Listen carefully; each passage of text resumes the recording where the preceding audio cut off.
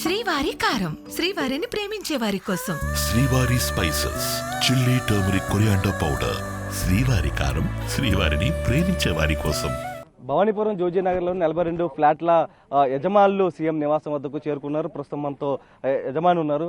CM గారికి ఏం చెప్దామని వచ్చారు సార్? ఈరోజు మేము మా జీవితాన్ని కోల్పోయాము సార్.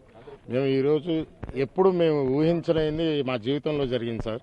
ఎంతో కష్టపడి రెక్కలు ముక్కలు కష్టపడి మేము ఎంతో ఇచ్చేసుకుని సంపాదించిన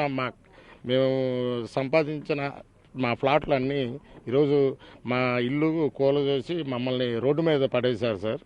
అసలు ఇది మేమేమి కబ్జాలు చేసినవి కాదు సార్. మా కష్టార్జితం ఒకటి కూడా మేము కబ్జాలు చేయలే. మా కష్టార్జితం మేము మా ఫ్లాట్స్నే కోరుతున్నాము. మేమేమి వేరే వాళ్ళ ఆస్తులు వద్దు, అన్యాయంగా మాకు వద్దు. మేము కష్టపడి కొనుక్కున్న ఫ్లాట్లు ఈ రోజుకి ఇప్పటి వరకు మేము ఇంటి పన్ను, నీటి పన్ను, ప్రతి ఒక్క బిల్లులు మేమే చెల్లించాము సార్. ఇప్పుడు దాకా ఇన్ని సంవత్సరాల్లోని ఈరోజు మమ్మల్ని రోడ్డు మీద పడేశారు సార్. ఇప్పుడు మీకు ఏం చేయాలో తెలియక మాకు ఉండటానికి ఇల్లు లేదు సార్, అక్కడ తినటానికి తిండి లేదు, పిల్లలు బయట ఉన్నారు సార్ రోడ్డు మీద. మేము ఏం చేయాలో తెలియని పరిస్థితిలో మేము అందరం కలిసి సీఎం గారికి విన్నవించుకోవాలని ఇక్కడికి వచ్చాం సార్. అయితే సీఎం గారు కొంచెం బిజీగా ఉన్నారంట.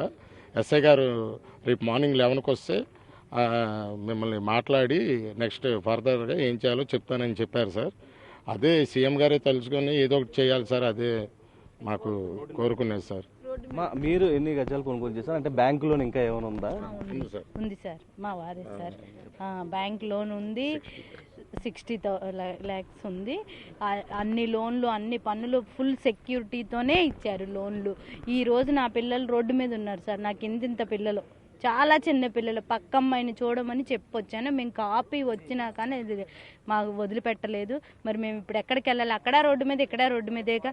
సీఎం గారు ప్లీజ్ దయచేసి మా బాధని, మా పిల్లల్ని అర్థం చేసుకొని రేపు మాది పరిష్కరించారు మీ వరకు తీసుకెళ్లాలని మేము కోరుకుంటున్నాం. మీరు చెప్పండి అమ్మా, మీరు ఎంత కొనుగోలు చేశారు? 1998లో అండి. మేము అక్కడ నేను ఆ టైంలో 9th క్లాస్ చదువుతున్నప్పుడు మా నాన్నగారు ఆర్మీ నుంచి రిటైర్ అయిన డబ్బులతోటి మేము అక్కడే రెంట్కుండే వాళ్ళం అండి. అక్కడ ఇల్లు కట్టుకొని ఉండాలి అని చెప్పి ఈ లోపల మా నాన్నగారు చనిపోయారు. మా తమ్ముడు కూడా ఆర్మీని, ఆయనకు వచ్చిన రిటైర్మెంట్ డబ్బులతో కట్టాడండి ఇల్లు. దాన్ని నిలువున నేల కూల్చేశారు. ఈ రోజు ఇక్కడ ఉన్నా మాకు ఇంటికి వెళ్ళండి అంటున్నారండి. ఇక్కడున్నా అక్కడికి వెళ్ళినా పెద్ద తేడా లేదు. అక్కడ పక్కింట్లో పిల్లల్ని ఉంచి ఇక్కడికి వచ్చామండి. ఇంకా ఇంటి పన్ను, కరెంటు బిల్లు, నీటి పన్ను ఇవన్నీ కట్టించుకోవడం ఎందుకండి? అది ఫేకే, నిజమే, మేమే మోసం చేశాము. అలాంటప్పుడు మాతో ఇవన్నీ ఎందుకు కట్టించుకున్నారండి? సరే, ఈ స్థలం మాకు వాళ్ళకి సంబంధించింది అన్నప్పుడు ఇంతమంది మోసపోయే బదులు వాళ్ళే ముందే ఇది మా పలానా సంబంధించిన స్థలం, ఇది ఎవరికి సంబంధించింది కాదు అంటే తర్వాత కొనుక్కునే వాళ్ళైనా కొనుక్కోకుండా ఉండేవాళ్ళు. మేమంటే ఫస్ట్లోనే ఎప్పుడో 98లో కొన్నాం. ఆ తర్వాత 2013, 10 ఆ టైంలో కొనుక్కున్న వాళ్ళు కూడా ఉన్నారు. 2022లో కూడా కొనుక్కున్న వాళ్ళు ఉన్నారు. మేము అసలు మాకు ఇంకో విషయం ఏంటంటే మా ఫ్యామిలీ మొత్తం ఆర్మీకి సంబంధించి మేము ఇలా దేశానికి సేవ చేసి రూపాయి కష్టపడి కూర్చుకున్న డబ్బులతో కొన్నది. అన్యాయంగా మేమేమి ఎవరిని అన్యాయం చేసి కొన్నది కాదండి. నిలువున మోసపోయాం. ఎవరికి చెప్పుకోవాలో తెలియదు, ఎవరిని ఆశ్రయించాలో తెలియదు. కనీసం సీఎం గారి దగ్గర కన్నా ఆయన దృష్టికి వెళ్తే ఏమన్నా సహాయం చేస్తారు.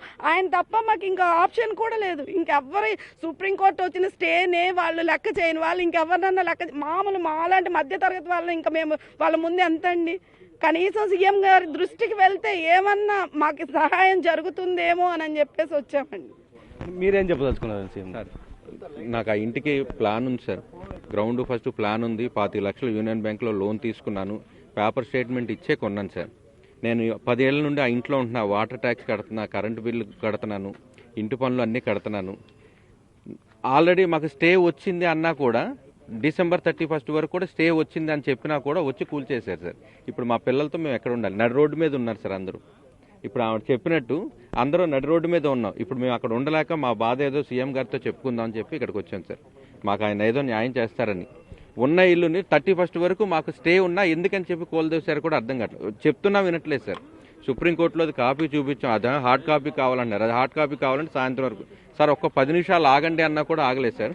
మొత్తం 24 ఇల్లులు మొత్తం నేల కూర్చేశారు సార్. ఇప్పుడు మేము ఎక్కడికి వెళ్ళాలి? ఎవరికి చెప్పుకోవాలి? ఎవరు చెప్పాలి? ఎవరిని నమ్మలేక సీఎం గారి దగ్గరికి వచ్చాం సార్. పోలీసు వాళ్ళు కూడా మాకేం ఫేవర్ చేయలేదు సార్. అమీనాలు కానీ పోలీసు వాళ్ళు కానీ ఎవరు కూడా మమ్మల్ని అందరూ ఇబ్బంది పెట్టారు సార్. మేమంతా కూడా middle class sir, below middle class. ఎవరు ఏం చేయాలో ఎవరికి చెప్పాలో అర్థం కాక సీఎం గారి దగ్గరికి ఈ టైంలో లేడీస్ని తీసుకొని వచ్చామంటే చూడండి సార్, చంటి పిల్లల్ని పక్కింట్లో అప్పచెప్పేసేసి చంటి పిల్లల్ని వదిలేసుకొని ఇక్కడికి రావడానికి కారణం ఏంటో మీరు సీఎం గారి దగ్గర తెలిస్తే మా బాధ ఆయనకి వినబడితే ఇప్పుడు మేము ఎక్కడ ఉండాలి, మాకు ఇల్లు పరిస్థితి ఏంటి, ఏదైనా న్యాయం చేస్తారని చెప్పి ఇక్కడ దాకా వచ్చాం సార్. రూపాయి దాచుకొని ఇల్లు కొనుక్కున్నాం, కానీ ప్రస్తుతం వేరే వాళ్ళు వచ్చి ఆక్రమించుకున్నారు, ఇళ్ళన్నీ కూడా నేలమట్టం చేశారు. ప్రస్తుతం సీఎం గారు తప్ప మమ్మల్ని ఎవరు ఆదుకోలేరంటూ కూడా బాధితులు మొత్తం చెప్తున్నటువంటి పరిస్థితే కనిపిస్తుంది. Out studio.